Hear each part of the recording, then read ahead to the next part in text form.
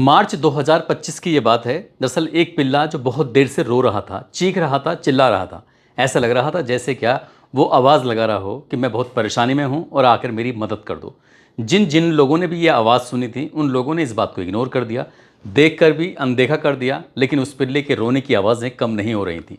इसी बीच में एक युवा जिसकी उम्र लगभग 22 या 23 साल के आसपास रही होगी, वो उसके पास से गुजर रहा था तो उसने भी उसकी आवाज़ें सुनी। उसकी आवाज़ें जो सुन रहा था तो वो नाली में पूरी तरह से नहाया हुआ था। ठंड का वो मौसम था। आखिरकार वो पिल्ला परेशान था और उसके रोते हुए, उसकी परेशानी की हालत देखते हुए उस युवक ने उसके पास जाता है और पास जाने के बाद उसे बड़े प्यार से पुचकारते हुए अपने हाथ से पकड़ता है और पकड़ के उस नाली से बाहर निकाल देता है।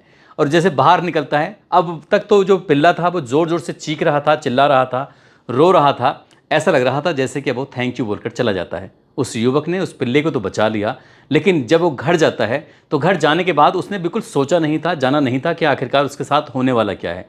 जो होता है वो बहुत भयानक होता है। इस घटना को लगभग 3 महीने से ज़्यादा का समय बीत जाता है। इसके बाद ये खबर अखबारों के माध्यम से, सोशल मीडिया के माध्यम से जब लोगों को पता चलती है तो लोगों को यकीन नहीं हो रहा था कि आखिरकार उस पिल्ले को बचाने वाले उस लड़के की मौत हो जाती है। इस मौत के पीछे की क्या कहानी है, आज की इस कहानी के माध्यम से ये जानने की, समझने की कोशिश करते हैं। आदाब, नमस्कार, सत श्री अकाल। मैं उस्मान सैफ़ी। आज की जो सच्ची घटना मैं आपको सुनाने जा रहा हूँ, ये सच्ची घटना है उत्तर प्रदेश के ज़िला बुलंदशहर की तहसील खुर्जा का एक गांव लगता है फराना। बात कर रहा हूँ 25 जून 2025 की रात लगभग 10 बजे के आसपास का वक्त हो रहा होगा। इस बीच में एक लड़का जो इसी गाँव का रहने वाला, जिसका नाम है ब्रजेश सोलंकी। ब्रजेश सोलंकी अपने जो भाई मानता है, बड़ा भाई मानता है, दोस्त मानता है, अपना सब कुछ मानता है, जिसका नाम है अभिषेक सिंह। अभिषेक को फ़ोन लगाता है। अभिषेक को फ़ोन करने के बाद कहता है कि भैया मेरे हाथ में ना अजीब सी तकलीफ़ हो रही है, ऐसा लग रहा है जैसे सुन्न हो रहा है। तभी ये अभिषेक दरअसल यू मुंबा के नाम से एक टीम है जो कि प्रो कबड्डी लीग में जो खेलती है टीम, मुंबई की टीम है, तो उसमें ये खिलाड़ी हुआ करता था। प्रो कबड्डी लीग में नाम इसका अभिषेक सिंह होता है। अभिषेक ने जैसी बात सुनी उसने कहा कोई दिक्कत नहीं है, तुम कहीं खेले होगे, क्योंकि ये लड़का जो फ़ोन कर रहा है ब्रजेश सोलंकी, वो खुद कबड्डी का खिलाड़ी होता है। और जैसे ही उसने कहा नहीं भैया तकलीफ़ ज़्यादा हो रही है, मैं रात भी ठीक से सो नहीं पाया, पूरे दिन भी मुझे ऐसी तकलीफ़ होती रही, कम से कम 1-2 दिन से मेरी हालत कुछ ऐसे ही हो रही है, समझ नहीं आ रहा कि आखिरकार करूँ तो क्या करूँ। 25 तारीख की बात थी, रात के 10 बजे थे। तभी अभिषेक ने कहा कि बिल्कुल परेशान होने की ज़रूरत नहीं है, एक काम करते हैं, डॉक्टर के पास चलते हैं, तुम पहुंचो और मैं तुम्हारे साथ आता हूं। जब इस तरह की बात अभिषेक ने सुनी तो इस लड़के ने, यानी कि ब्रजेश सोलंकी ने, अपने बड़े भाई संदीप से भी कहा कि भैया संदीप मुझे कुछ तकलीफ़ हो रही है, बहुत ज़्यादा परेशानी हो रही है। संदीप ने बात सुनता है। वहीं पास में ही खुर्जा है, खुर्जा में एक हॉस्पिटल है, हॉस्पिटल में उसको लेके जाते हैं। हॉस्पिटल में ले जाने के बाद वो डॉक्टर कहते हैं कि शायद कोई नस है जो हाथ की दब चुकी है, जिसकी वजह से हाथ पूरा सुन्न हो चुका है, इसलिए आप इन्हें बुलंदशहर लेके चले जाओ। अब यहाँ से इस ब्रजेश सोलंकी को बुलंदशहर लेके पहुँचते हैं, लेकिन बुलंदशहर के डॉक्टर भी ज़्यादा हाथ नहीं रखते हैं। कहते हैं कि आप इनको हायर मेडिकल सेंटर लेके चले जाओ, शायद आप वहाँ दिखाओगे तो ज़्यादा बेहतर होगा। अब इसके बाद इस लड़के के लिए ब्रजेश सोलंकी को लेके जाते हैं सीधा अलीगढ़ मेडिकल कॉलेज में। और मेडिकल कॉलेज में जब लेके जाते हैं तो मेडिकल कॉलेज वालों ने बिना देखे, बिना जांच, बिना पड़ताल किए उसको ऐसा समझा जैसे क्या कुछ है ही नहीं इसके अंदर, और बातचीत करना भी शायद इस परिवार से गवारा भी नहीं समझा। इसके बाद घर वाले कहते रहे कि आप एक बार देख तो लीजिए। उन्होंने कहा कि आप इसे यहाँ से लेके चले जाओ। या तो वो मेडिकल में जो डॉक्टर थे वो पहचान चुके थे, जान चुके थे कि आखिर आगे होने वाला क्या है, लेकिन परिवार था, उन्हें तसल्ली हो नहीं रही थी। वहीं पास में ही एक जीवन ज्योति हॉस्पिटल है, वहाँ लेकर जाते हैं। और जब वहाँ लेकर जाते हैं तो डॉक्टर लोग उसको एडमिट करते हैं और उपचार शुरू कर देते हैं। लेकिन जिस तरह की हालत थी, जब वो उसके सामने पीने के लिए पानी आता था तो पानी को देखकर एकदम से घबराने लगता था, अजीब सी हरकतें उसकी करने लगता था। ऐसा लगता था जैसे कि बहुत ज़ोर से चीखेगा और चीखने के बाद उसे थोड़ा सा आराम मिल जाया करता था। इसी बीच में डॉक्टर ने कहा कि इन्हें आप और किसी बड़े हॉस्पिटल में दिखाएं तो ज़्यादा बेहतर होगा, आप इन्हें यहाँ से लेके चले जाओ तो ज़्यादा ठीक होगा। इसी बीच में जो ब्रजेश सोलंकी है वो अपने पिता से कहता है, पिता जिनका नाम है सतीश सोलंकी। सतीश सोलंकी अपने पिता से कहता है कि पिताजी, डॉक्टरों ने मुझे ऐसी क्या बीमारी बताई है जो कोई रोकने को तैयार ही नहीं है, जो कोई मेरा इलाज करने को तैयार ही नहीं है, आखिरकार कुछ तो बताइए, क्या बात है, क्या नहीं है। तब उसके पिता कहते हैं कि हमने जब डॉक्टर को यहाँ दिखाया था जीवन ज्योति हॉस्पिटल के अंदर, तो वो कह रहे थे कि या तो किसी बंदर ने काटा है या फिर किसी कुत्ते ने काटा है। अब कोई तुम्हें ऐसी बात याद हो तो बताओ। तो वो कहता है कि पिताजी ऐसी तो कोई बात नहीं है, कि मुझे तो किसी ऐसे जानवर ने नहीं काटा। अब इसी बीच में उस लड़के को जब थोड़ी बहुत दवा ववा खाई थी तो उससे थोड़ा बहुत होश आता है, तो तभी उसे वो कहता है कि हाँ पिताजी, मुझे याद आ रहा है, अब से लगभग 3 महीने पुरानी बात है, जब मैं घर की तरफ आ रहा था तो इसी बीच में एक पिल्ले की रोने चीखने चिल्लाने की आवाज़ें आ रही थी, और वो पिल्ला जो था वो नाली के अंदर पड़ा हुआ था, किसी का उस पर ध्यान ही नहीं गया।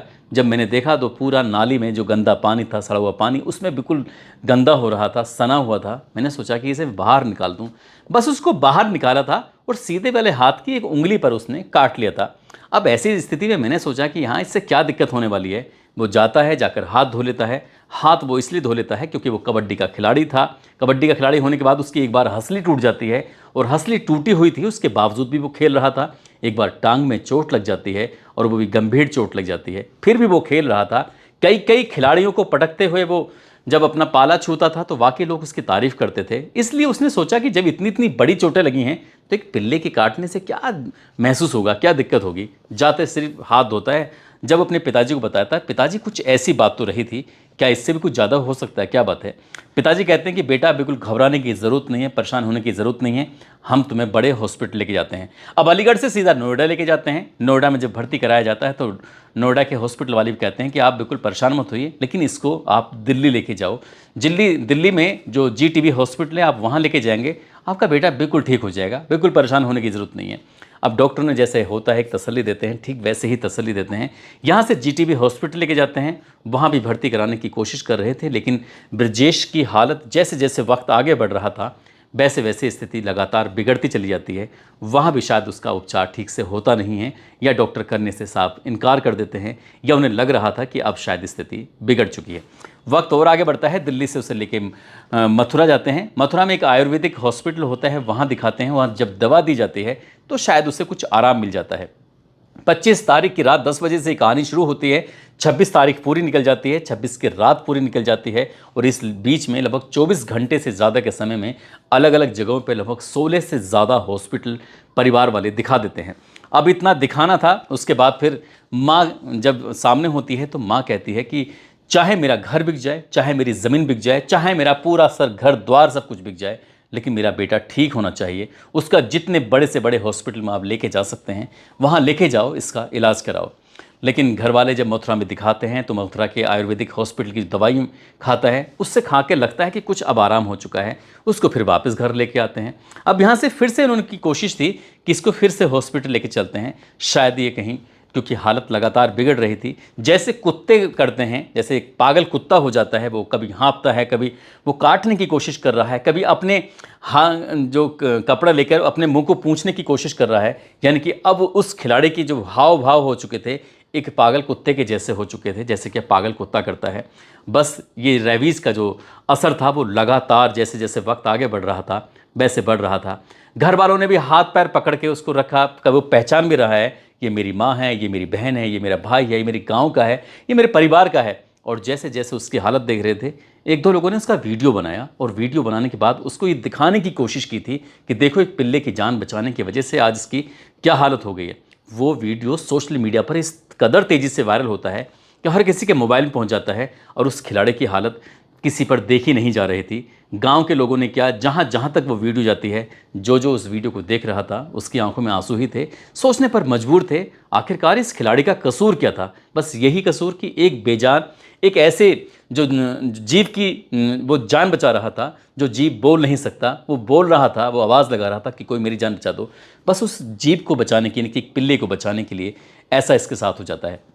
27 जून 2025 की सुबह लगभग 8 बजे के आसपास का वक्त हो रहा था। गांव के लोग इकट्ठा थे। वो चारपाई पर लेटा हुआ है, कभी उठता है, कभी बैठता है, कभी हाँफता है, कभी उसका मुंह खोलता है। इस तरह की उसकी हरकत हो रही थी। और 8 बजे के आसपास जब उसने दम तोड़ा तो गांव का हर एक बच्चा हर एक व्यक्ति उस लड़के को देखकर रोने लगता है, बिलबिलाने लगता है कि आखिरकार ऐसा क्यों हुआ। दरअसल इसलिए भी रोने लगता है, एक बार की बात है ये, अब से लगभग 5 साल पुरानी बात है ये।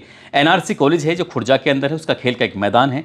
खेल के उस मैदान में ब्रजेश सोलंकी दरअसल कबड्डी खेल रहा था, और कबड्डी खेलते खेलते यहाँ पर एक बड़ा प्लेयर पहुँच जाता है। यू मुंबा टीम में खेल रहा था, कबड्डी प्रो लीग खेल रहा था। उसकी जब नज़र पड़ती है तो ये पूछा जाता है कि ये लड़का कौन है, तो बताया जाता है कि ये ब्रजेश सोलंकी इसका नाम है, और जो कि यहीं खुर्जा के पास गांव लगता है फराना, वहाँ का रहने वाला है।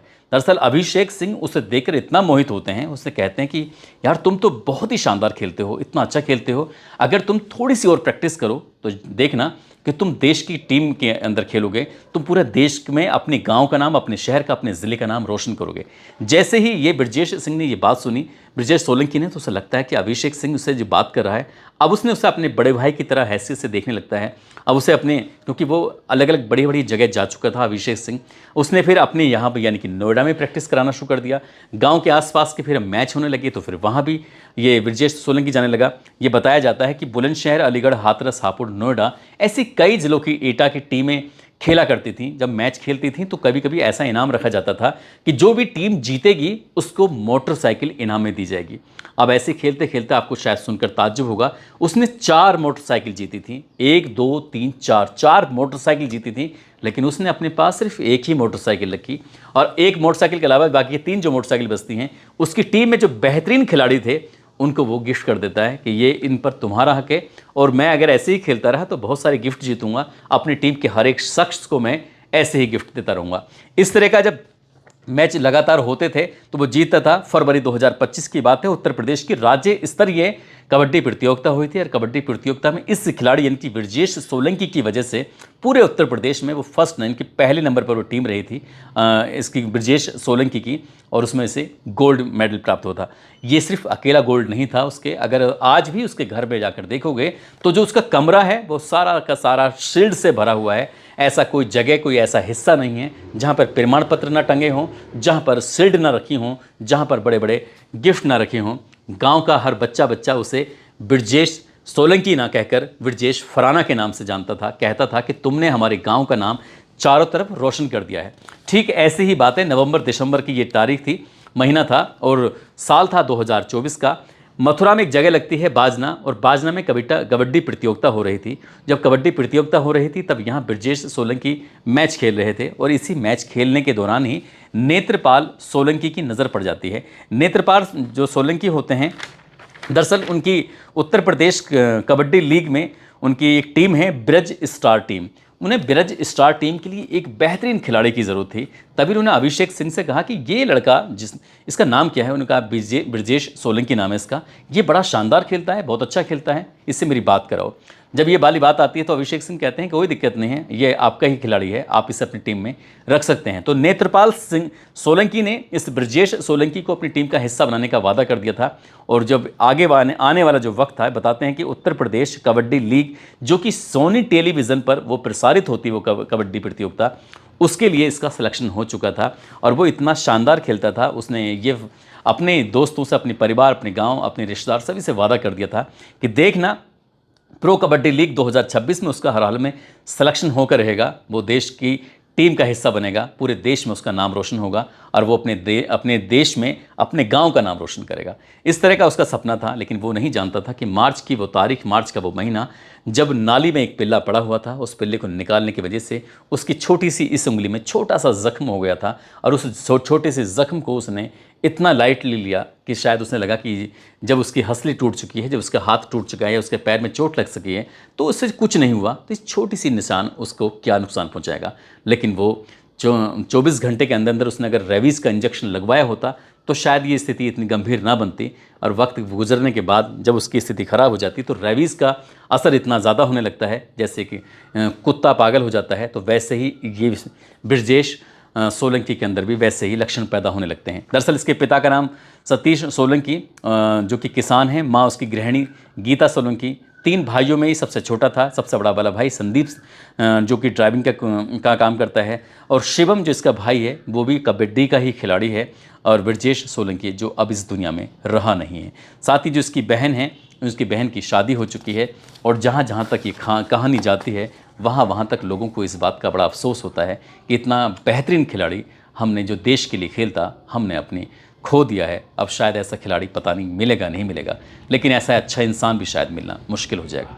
दोस्तों, इस पूरे घटनाक्रम को सुनाने का उद्देश्य किसी को परेशान करना नहीं है, किसी का दिल दुखाना नहीं है, बल्कि आपको जागरूक करना है, आपको सचेत करना है। और एक्सपर्ट ये बताते हैं कि अगर कोई भी कुत्ता, कोई भी पिल्ला, कोई भी जानवर ऐसा, जैसे बंदर हो या बिल्ली हो या जो कोई भी जानवर जिसके मुँह से राल टपकती हो, अगर वो काट लेता है तो 24 घंटे के अंदर अंदर इंजेक्शन लगवा लेना चाहिए रेबीज़ का। यदि 24 घंटे से ज़्यादा का समय बीत जाता है तो स्थिति बिगड़ने के चांस ज़्यादा रहते हैं। इसलिए ज़िंदगी में कभी रिस्क न लें, जैसे ब्रजेश सोलंकी ने रिस्क ले लिया था, आप कभी रिस्क मत लेना।